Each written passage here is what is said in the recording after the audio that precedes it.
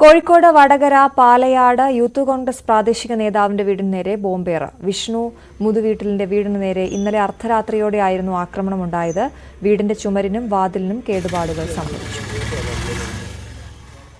12 മണിക്ക് ശേഷമാണ് ഈ ഒരു സംഭവം ഇവിടെ ഉണ്ടായത്. പാലയാട് മണ്ഡലം യൂത്ത് കോൺഗ്രസിന്റെ പ്രസിഡന്റ് വിഷ്ണു മുതുവീട്ടിന്റെ വീട്ടിൽ നേർക്കാണ് ഉഗ്രസ്ഫോടനമുള്ള ഈ ഒരു സ്ഫോടക വസ്തു എറിഞ്ഞത്. അദ്ദേഹത്തിന്റെ ഭാര്യയും 1 വയസ്സുള്ള കുഞ്ഞിനും ആ റൂമിൽ തൊട്ടടുത്തുണ്ടായിരുന്നു. തികച്ചും സമാധാനപരമായി പോകുന്ന ഒരു പ്രദേശമാണ് ഈ കരുവഞ്ചേരി പാലയാട് മണ്ഡലം പ്രദേശങ്ങൾ. ഈ ഒരു പ്രദേശത്ത് ഇലക്ഷനുമായി ബന്ധപ്പെട്ടോ അല്ലെങ്കിൽ അതിൻ്റെ വിജയാഹ്ലാദം ബന്ധപ്പെട്ടോ ഒരു പ്രശ്നങ്ങളോ പ്രകോപനങ്ങളോ ഉണ്ടാകാത്തൊരു പ്രദേശത്ത് എന്തിൻ്റെ പേരിലാണ് ഇത്തരത്തിലുള്ള നടപടി ഉണ്ടായതെന്ന് കൃത്യമായി പോലീസ് അന്വേഷിക്കേണ്ടതാണ്.